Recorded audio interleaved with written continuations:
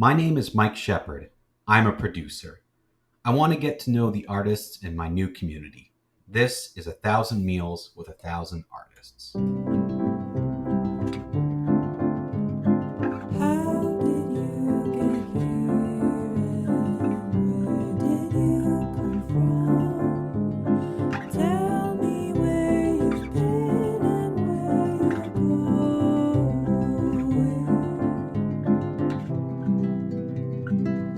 My name is Drayton Mulindabigwi, and I'm a creator.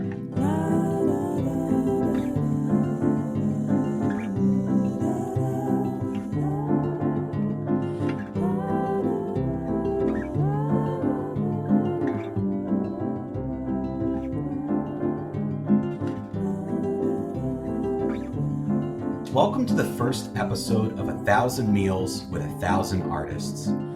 This is a project that has been almost 2 years in the making for me. It started out as a need I felt I had to connect with the artists in a community that I just moved to. The last time I ran an arts organization, I had grown up in the community that I was creating work in. But this time I feel like I'm at a bit of a disadvantage. I don't really know anyone, nor do I really have a sense of what artists need from presenting organizations. That brought me to this project. Mainly, this is going to be a research project for me. But after my first few conversations, I came to realize pretty quickly that it could be an interesting podcast. So each week, you'll hear conversations, at least a snippet of the conversation, between myself and various artists I meet from a wide range of disciplines. This week, I sat down with a new friend, Drayton. I met Drayton over Zoom days before moving to Ottawa through an organization called Youth Ottawa. Most of my experiences in the arts had come from running my own youth theatre company from the ages of 19 to 31, and I founded a multidisciplinary youth arts festival in Kingston, Ontario.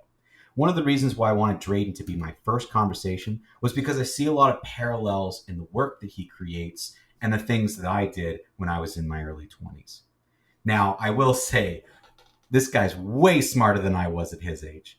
I was extremely impressed by all the work that he's done with 20 Today and 20 Tomorrow, and now with the Novis group. I also wanted this to be one of my early conversations because this is not exactly the traditional art discipline that this podcast will probably focus on. I'm going to meet a lot of actors, dancers, singers, musicians, visual artists, painters, sculptors. I wanted one of the first conversations to be with someone who is a presenter, a producer, a curator of sorts. Because I feel like for me, that's where I fit in the arts world. I'm not super creative myself, and maybe that's a little harsh to say, but at least I don't have those skills that you would normally attribute to somebody who calls himself an artist. This is why I really enjoyed having a conversation with Drayton to hear just the way he went through his process and the mind behind the creator and founder of 20 Today, 20 Tomorrow, and the Novis Group. The following are snippets of our conversation as we enjoyed some pasta at Mama Grazie's kitchen in Ottawa's Byward Market. I guess she eventually became a friend, but it's this person's Instagram, and it said creator in her bio, and I was like, that's it. That's what I want. That's the title I want to take for myself. And I told him, I'm just going to steal that from you. He's like, it's okay. So then I stuck to that. Some of the best ideas in the world are taken from somewhere else. Yeah. And then turned into something else. Yeah. Like, don't reinvent the wheel is something I've heard all my life. And it's all perspectives, right? Like, I think what it meant for that person and what it meant for me is definitely different. So what does it mean for you? For me, it's like free thinking agent person that just goes around. Free thinking agent? Yeah. See, that's a cool name. That's a great title. Free thinking agent that goes around creating things. No limits. Boundless creativity. Interesting. Flowing through your body. I mean, this might be a dumb question and might come obvious to you, but it's not obvious to me. Where do other people come into this thing?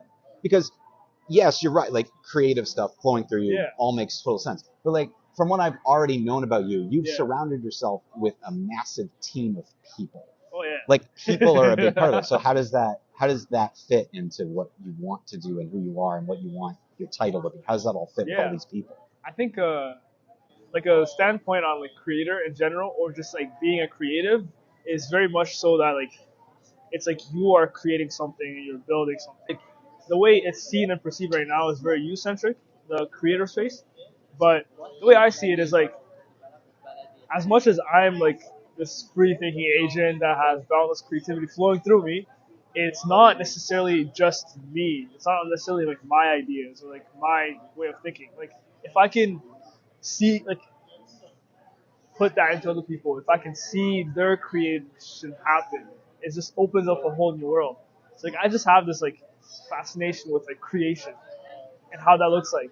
So I think that's why I look for that in other people, and I surround myself with them, and that's how we're I all together. I think I know exactly what you mean, because Yeah. I think one of the reasons why I wanted you to be the first person that I sat down and talked with was because, like we've talked about, I see the similarities into what you do and what I do, and also what I was doing when I was your age, doing this exact same thing. Because I always said to people, I'm not creative, but I find the creative energy in others and help bring that out, help create that. But then many people were like, well, that's also creative. Like you have to be creative to be able to come up with things and develop things. Exactly. So would you then say you're a creative person? Like that's your title. Yeah. But would you say, even before that, moving the picture all the way back to who you were before? Yeah.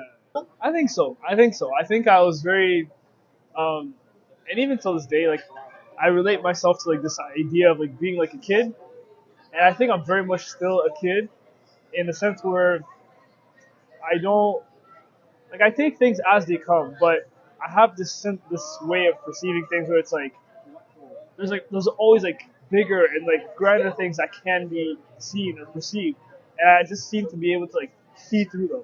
And I feel like that's one way of being creative, in a sense where if you can see it, then you can create it. You know? Yeah. So I feel like kids are the most creative people in the world. I agree. And I have a sense of that in me. I always had a sense of that when I was a kid. Always trying to do some random stuff. Wandering around and trying to figure out some stuff, building some random stuff, and with no ultimate goal, just like seeing where things take me. And I feel that carried through my life in general. It's interesting. It's interesting that you're saying that it carried through. It was something that was always there. Yeah. And now you've found your own job by doing it, and even creating your own title. Yeah. No, I believe in this thing. So I have this theory. So I don't have an official name for it yet, but I like to call it like childhood feels. And basically, I think that when you're young, at some point in your life, something happens to you where it leaves a mark, and it doesn't have to be something big. It's not like some traumatic event or something. It's just like something happens that is so out of the norm of what you're used to in that timeline, that time frame, and it kind of leaves this mark on you. And all throughout your life, you're like constantly trying to find that feeling that you had as a kid in that moment, unconsciously, obviously. So I feel like that's what leads people into like finding their passions, because the more they are doing this one thing, they feel closer to that feeling. And for me, it's like this feeling of grandiosity, but like being so small in like this big space with like so many like things that I can't even explain. But like the idea of being small in like something big. Yeah. And I feel like as I went through life, the decisions I made, the different things I wanted to do, like led me to a point where, because initially I wanted to get into medicine. Oh. Yeah, very, very, like, it's so, like... Very different than what you're doing now, yeah. And the more I was getting closer to that goal, the more I felt, like, big in one space. So, like, medicine was like this, and it was so close. Yeah. So I felt like I was just too big for just this one small thing.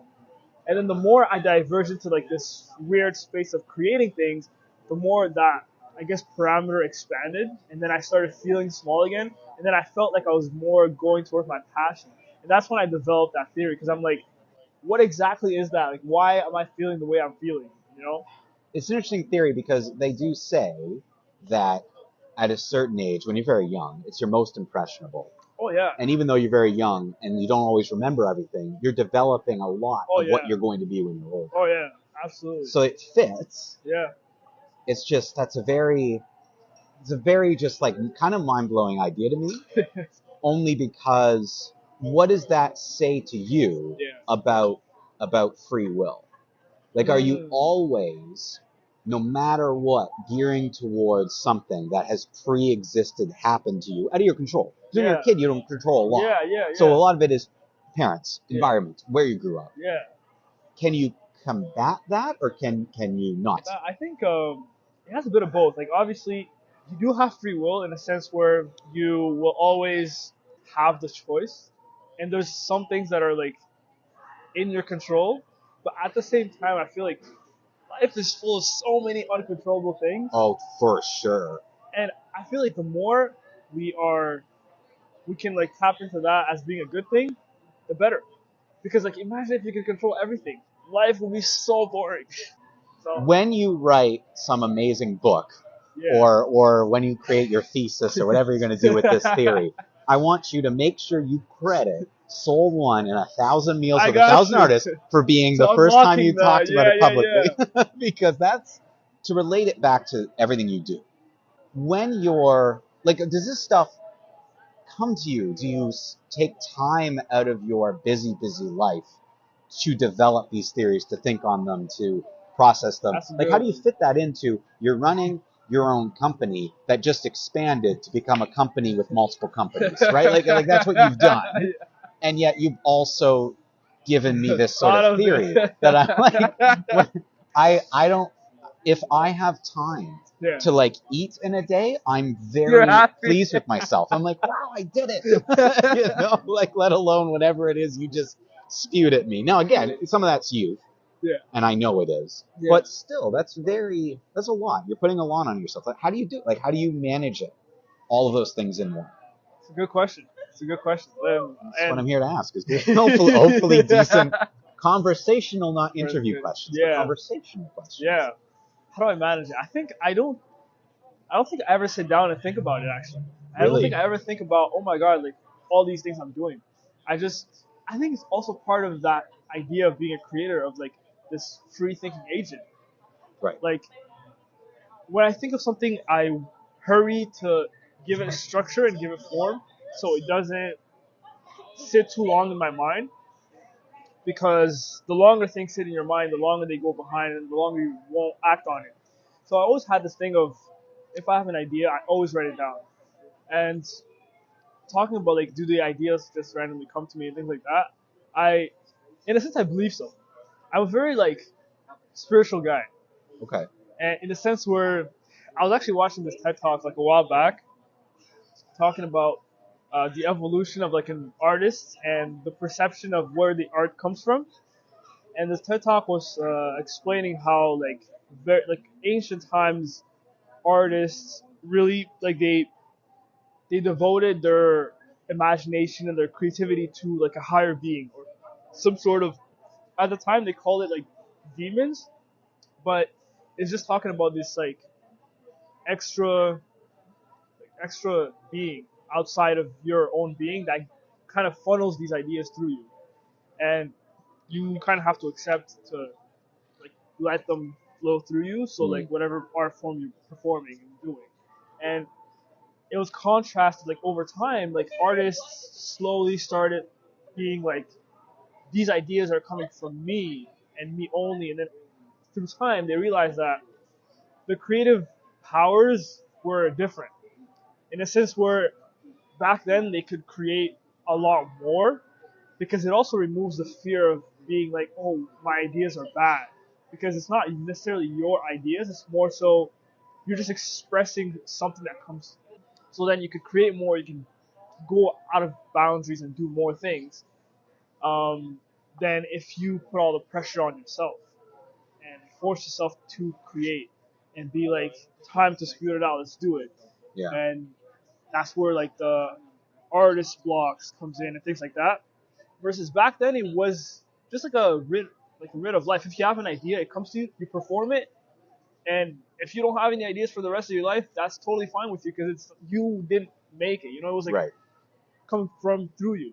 So I think the same way too as through my observations and things I see around me. I'm like, I would say like I'm hyper aware about a lot of different things, and I very like I romanticize a lot of like everything about life. I think life, like what people see life as, I see that but like times like a billion. You know, I'm always seeing things in a very like light, rosy way sense. So I feel like from that and some random power from outside, I develop ideas or they flow through me. I mean, that can be a very helpful way of thinking because Absolutely. going big can be something that really scares a lot of people. Like it can be. Definitely. It can be a fear Definitely. to go too big, too fast, Yeah. and to lose everything. Yeah. But seeing things in that way, a little bit rosier, I think to me it would allow you to take more risks. Oh, absolutely. Like I have like multiple conversations with people, and they talk about how like, oh yeah, like this thing is like it's growing and it's growing very fast, and to some extent I don't see that. Like to some extent I'm like, yeah, it can get bigger, it can get bigger, and there's almost no, not that there's no fear of risk, but I'm almost like excited for the risk. Right. Right. Like, yeah, because it feels like when that happens, like it'll only unlock more creativity, and it'll make me feel like more smaller in like this big space, which relates back to my theory. Yeah. No, I mean that's a really that explains a lot. So when did 20 today, 20 tomorrow? When did that start? Because that really before Novus Group that really kicked things off. Yeah, here. yeah. And it's not going away. It's still part of Novus. But when was that? When did that start? It was idea came to me like peak COVID. So it was Okay. a couple months after we went in lockdown. I was in high school, end of high school, finishing my last year, and that whole summer was like discovering myself type of summer. Like I did some of the like some crazy stuff. Like I would do like I would go like 3 days without like talking to anyone, like physically speaking, and like off like phones and things like that, just to be like super centered on myself. And crazy ideas came to me, and I feel like from there I started developing this like way of thinking where it's like never think like there's nothing as thinking too big, or like there's nothing as there's always think more, or it's like building this like mind, like boundless mind set kind of thing. And from there, the 20T idea came to mind of like basically taking what I'm building in my head as this place where you can develop and do all the ideas, and like putting them into like an actual thing that other people can use as well. And that's how it started. And then from there, like the Nova is just an extension of that, because we're like, we need more structure, we need more infrastructure to make so that this thing can be something that you can come to and make all the ideas possible, basically. But for you, like, I mean, you can correct me if I'm wrong. Yeah. But for you, wouldn't Novus just be the obvious next step? Like, I mean, I know it's not obvious to everyone, and I don't want to like completely say that like, oh, if you don't find it obvious, you're dumb. Like that's not what I'm saying. I'm just saying for you and the way you think. Yeah. A proven concept that works. Now it's time to expand, grow it. Yeah. Because without growth, something will eventually just disappear. It'll fall out. It'll fall out. Like you said, it was the more so obvious next step, in a sense where things, if like ideas are awesome, they're great, but if you don't give them structure fast enough, they will evade. Right. Like I truly have this belief that we're just not empty vessels, but we're just vessels. Where if I, let's say, decided, oh yeah, Nova's idea was not at the time, it's not the best, we can keep it on the back burner. I truly believe somewhere in the world, someone will have that idea and will be able to do it. Right. So in that sense, I want to capture as many ideas as I can. Yeah. And that was just what was next. That was the next step. So that if you have where the it needed idea, to be. Your attitude is if you have the idea, might as well do it. Might as well do it. There's nothing, like, if you don't do it, someone else will do it. Right. And that just removes all the fun. Are you ever thinking about consequences? Like, is that something you ever think about at all? Obviously. Well, I don't think it's necessarily obvious. I just perceive consequences very differently. Right. Like, I was having this conversation a couple of months ago with, in regards, because we're talking about incorporation and all these like legal things we have to do, and bankruptcy is something that came up often. And I said this thing to them, and I was like, "That's honestly so exciting," and they were like, "What?" I think you're the only person They in the were world who's ever said that. bamboozled, Who's ever said bamboozled, you know? bankruptcy is exciting. But my idea behind it was that if you're at that stage, that means like you have put everything on the plate. You have like exalted all the possibilities you could have. Right. That means you've done 100% of 100%, Yeah. and there's no regrets. Yeah.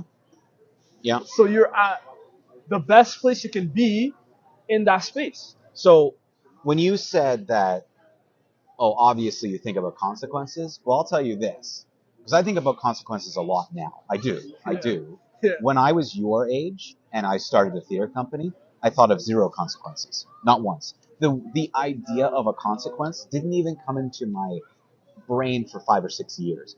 My whole mentality was like, I'm just going to do it. Yeah. I don't care. I don't care. And I didn't. And I truly didn't. Like, in my soul, I did not care. Yeah. I didn't care who got hurt. I didn't care if I got hurt. This is the thing that's happening, and what comes of it is what comes of it. But this is what's happening. Yeah. So get on board or leave. Yeah. And it was alienating for some. Yeah. It was inspiring for others. Did it work? I don't know. But it happened, is kind of the point. So I don't know if thinking about consequences is something that's natural for everyone. Yeah. I think for me, it came with age. Yeah. The older I got, the more I thought about consequences, which is smart in some ways, freeing in some ways, but confining in another. And I find I get too boxed in now. Really? Where I think about ideas, I box myself in too much. I'm like, well, I can't do it. I can't do that. But what about this? What about this? What about this? When I was your age, I just would have done it. Yeah. Now you're doing it, again, you're smarter. I've said this to you before. You're smarter than I was at that age. Because you're at least perceiving consequences and just doing it in a different way. Yeah. I wasn't even thinking, and now I'm thinking too much. So that's the thing that age brought me that I always fear will bring other creative individuals like yourself, who I see what we do very similarly. Yeah. A producer, a creator, very similar jobs. What we do is similar. Yeah. And I think losing that part of me that sort of laughed at consequences is something that I miss. I miss that more than anything else. I'll go as far to say, there's no human being on this planet that I have known and that is either gone or I don't communicate with anymore that I miss more than that aspect of myself. Oh, deep. It's hard. But that's it. That's how much, like, it's the only regret I have in life is that. Wow. That's interesting. Mm-hmm. In a sense, I can relate to the fact that I never perceived consequences as a bad thing. I never perceived consequences as something that can so unique. I love that. That's so interesting. Me. Like, I don't believe anything can negatively affect me unless I let it. Like, the way I perceive consequences is, it's just another chance to innovate and create more. Right. Like, there's no limits to it. Yeah. Quality. We should mention that we're at Mama Grazzi's Kitchen. Mama Grazzi's Kitchen. Yeah, Mama Grazzi's Kitchen. Very nice Italian place in the Bywood Market. Nothing like fresh pasta, as far as I'm concerned. So I am curious. Pasta is great. Yes, First Taste Pasta is good. Please go to your local restaurant. What's the future for you? That's a good and one. for Novus, and for the, like, even, because I don't want you to go 26 years in the future. In the next year, what can you see happening here? What can you see for yourself and for this company? It's funny you asked that question, and you reframed it, because I wanted to reframe it. Yes. Me and the team have this saying where every single time I speak about some idea or like some vision or like where I see us going or things like that, they're always like, if there's like a third party in the room, they're always like, oh, like, he has his own timeline, so it might not necessarily be in that timeline. Right. But a year from now, I see us obviously being profitable. Okay. That's the goal. But also being able to give something not give something back, but I want to be able to hire a lot of these people on as full time and part time, and I want them to feel like they're building something with me. You know, I think something that was like really important for me is that, yes, this is a me thing. I started it, but not anymore. And now it has become like a people's thing, and like people are starting to see themselves in it to the point where they're starting to build their lives around it. Yeah. So I was saying, like, I reached a point in the summer where I was like, I got so excited with the idea that there was no going back ever in my whole life. Like there was zero chances of me going back because of all this, like all these people. Like these people are like we're riding on this together. They're building their lives around it, so it has to exist whatsoever. It just like made me realize like, yeah, I want to take this like tenfold. I want to give 100% risk. Everything I have to give, I'm gonna give it gladly. Creating opportunities for others, building space for others for different ideas. Absolutely. I always used to say, if I'm the smartest person in the room, I'm doing something wrong. Yeah. Right? Try to bring in other people. The thing that I had the hardest with, which I'd love to hear your thoughts on this, was letting go enough to let other people have their ideas. Because I always felt, and this was only about the company that I built, because I built it, from ages 18 to 31. Like it's an interesting part of life to build something. Yeah. I always felt like a single dad who had a kid that was this theater company that no one else can take care of like I can. And no one else will ever care about it like I can. Yeah. And no matter how many other parents came into play, it was always like, no one takes care of it like I do, though. Yeah. So I'm just wondering what your thoughts are on that. If there's any of that at all, where letting go of some control, is that hard? Is that tough? Is that even on the radar? Absolutely. With expansion, you have to. I mean, I can't be managing media design, consulting, corporate, everything. And 20T, like no. But it would be impossible. It would be impossible. Well, I don't think it would be impossible. The way I see it is I could 100% do it. Right. It's just, I feel like my idea and my vision is so grand that I never want to be able to fit myself fully into it. Like it's like that random idea of like the small kid in a huge room. Yeah. And I don't want to fill it. Yeah. No, and I think that tracks with what you're saying. Yeah. Like I want people to fill it. So if everyone comes in and sees the part they can play into it and how they can build into it, it'll never, because it's so grand, the way like my perspective of it will never change. Well, it will never be filled, because if I'm reading your perspective right, the more people you add in, the bubble grows. You can never fill it. You can never fill it. Like it's this vision that has no frameworks. Like frameworks are being built, but they're being built. It's not like it's like a building from like an idea in my mind. Like the idea is this space. Everything else is just details. Yeah. And anyone can bring details, especially if they can see themselves into it. Like I could have sat down and being like, I'm gonna run this business by myself. I can do it. Build all the frameworks for it. Manage my time like crazy and do everything and my possibilities, and I would have been able to do it. I would have been able to grow it to the level it is right now, hire people on, do all these things.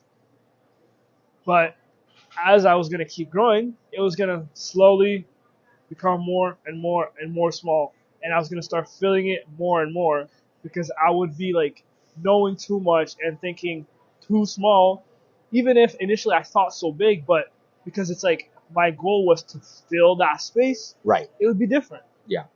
You know? Yeah. Yeah.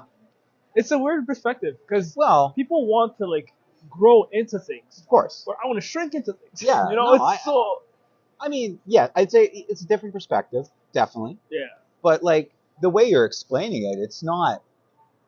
You're making it seem quite reasonable, actually. Like you're making me think, which I think if the idea was outrageous, I wouldn't even think You about wouldn't it. be thinking about it. No, because why? If you'd like to learn more about some of the work that Drayton's doing, and of course, the work from his talented team of young entrepreneurs and creators, go check out the Novus Group website, novusgroup.ca, for all the details. You can find them on LinkedIn, Instagram, and all the other major social media platforms. 1,000 Meals with 1,000 Artists is a project of Soul One Arts, Inc., produced and edited by me, Mike Sheppard. Original music by Savannah Shea. Thank you to this week's artists and to the local restaurants who host us. For more on 1,000 Meals with 1,000 Artists and Soul One, please visit soulonearts.ca. If you're an artist, feel free to reach out to us on our website and connect for your own meal. Thank you for listening.